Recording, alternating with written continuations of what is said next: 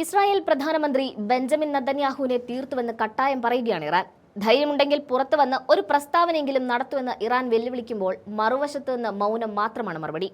Netanyahu മരിച്ചുവെന്നും ഇല്ലാത്ത പക്ഷം പുറത്ത് പ്രത്യക്ഷപ്പെടുമെന്നും ഇറാൻ റവല്യൂഷണറി ഗാർഡ് കോർപ്സ് എന്ന IRGC വെല്ലുവിളിക്കുന്നുണ്ട്.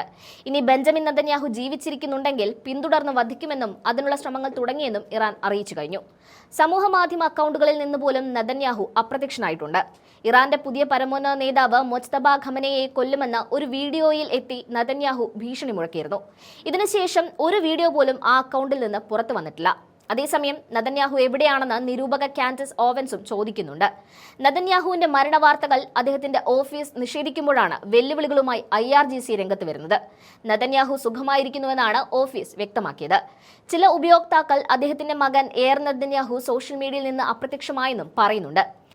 എക്സിൽ ഏകദേശം 2,84,000 ഫോളോവേഴ്സുള്ള വളരെ സജീവവുമായ എയർ മാർച്ച് 9 മുതൽ ഒന്നും പോസ്റ്റ് ചെയ്തിട്ടില്ല. എയർ അടക്കം ഭൂമുഖത്ത് നിന്ന് അപ്രത്യക്ഷനായി കഴിഞ്ഞുവെന്നും പറയുന്നുണ്ട്. നെതന്യാഹുവിനെ ക്രിമിനൽ സയനിസ്റ്റ് പ്രധാനമന്ത്രിയെന്നും IRGC വിശേഷിപ്പിച്ചിട്ടുണ്ട്. കൊടും കുറ്റവാളിയും കുട്ടികളെ കൊന്നൊടുക്കുന്നവനുമായ നെതന്യാഹു ജീവനോടെ ഉണ്ടെങ്കിൽ തിരയുന്നത് തുടരുമെന്നും കണ്ടെത്തി വധിക്കുമെന്നും ഇറാൻ അറിയിക്കുന്നുണ്ട്. ഹെസ്ബുള്ള നേതാവ് ഹസൻ നസറുള്ളയുടെയും മറ്റ് ഹമാസ് നേതാക്കളുടെയും കൊലപാതകത്തിന് തിരിച്ചടിയായി നെതന്യാഹുവിനെ ഇല്ലാതാക്കുമെന്നാണ് IRGC പറയുന്നത്. ഇസ്രായേൽ താവളങ്ങളിൽ ലക്ഷ്യം വെച്ചുള്ള ആക്രമണങ്ങൾക്ക് പിന്നാലെ ഇറാൻ തങ്ങളുടെ നിലപാട് കൂടുതൽ കടുപ്പിക്കുന്നത് മേഖലയിൽ വലിയ ആശങ്കയ്ക്ക് ഇടയാക്കിയിട്ടുണ്ട്. വധഭീഷണികൾ നിലനിൽക്കുന്നതിനിടെ ബെഞ്ചമിൻ നെതന്യാഹുവിന്റെ ആരോഗ്യസ്ഥിതിയെക്കുറിച്ചുള്ള ചർച്ചകളും അന്താരാഷ്ട്ര തലത്തിൽ സജീവമാണ്. ഓപ്പറേഷൻ ട്രൂ പ്രോമിസ് 4ന്റെ 52ാമത് ഘട്ടത്തിന്റെ പ്രഖ്യാപനത്തിന്റെ ഭാഗമായാണ് വന്നത്.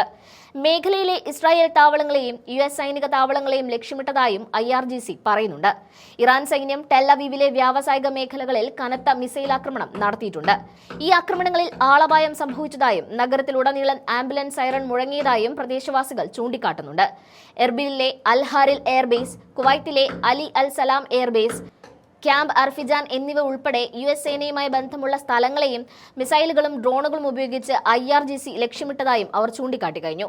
നെതന്യാഹുവിന്റെ നിലവിലെ സ്ഥിതി പരിതാപകരമാണെന്നും പ്രധാനമന്ത്രി കൊല്ലപ്പെട്ടതാകാം അല്ലെങ്കിൽ കുടുംബത്തോടൊപ്പം ഇസ്രായേലിൽ നിന്ന് പലായനം ചെയ്തതാകാമെന്നും ഇറാൻ സേന അവകാശപ്പെടുന്നുണ്ട്. ഇസ്രായേൽ പ്രധാനമന്ത്രി കൊല്ലപ്പെട്ടുവെന്ന് സൂചിപ്പിക്കുന്ന പ്രചാരണങ്ങൾ നെതന്യാഹുവിന്റെ ഓഫീസ് ആവർത്തിച്ച് തള്ളിക്കളയുന്നുണ്ട്. നെതന്യാഹുവിന്റെ എക്സ് അക്കൗണ്ടിൽ പോസ്റ്റ് ചെയ്ത വീഡിയോയിൽ അദ്ദേഹത്തിന്റെ കയ്യിൽ ഒരു വിരൽ അധികമായി കാണുന്നുണ്ടെന്ന് ചില ഉപയോക്താക്കൾ അവകാശപ്പെട്ടതിനെ തുടർന്നാണ് നെതന്യാഹുവിനെ കുറിച്ചുള്ള ഊഹാപോഹങ്ങൾ വ്യാപകമായത്. മാർച്ച് 12-നാണ് നെതന്യാഹുവിന്റെ അക്കൗണ്ടിൽ നിന്ന് അവസാനമായി ഒരു വീഡിയോ പോസ്റ്റ് ചെയ്തത്. ഇതിനു പിന്നാലെ ഊഹാപോഹങ്ങൾ പരന്നപ്പോഴാണ് IRGC വീണ്ടും ശക്തമായ മുന്നറിയിപ്പുമായി രംഗത്ത് വന്നത്. ഇസ്രായേലിന്റെ സഖ്യകക്ഷിയായ അമേരിക്കൻ തലവൻ ഡൊണാൾഡ് ട്രംപ് നാഴികയ്ക്ക് 40 വട്ടം സമൂഹ മാധ്യമങ്ങളിൽ പ്രത്യക്ഷപ്പെടുന്നുണ്ട്.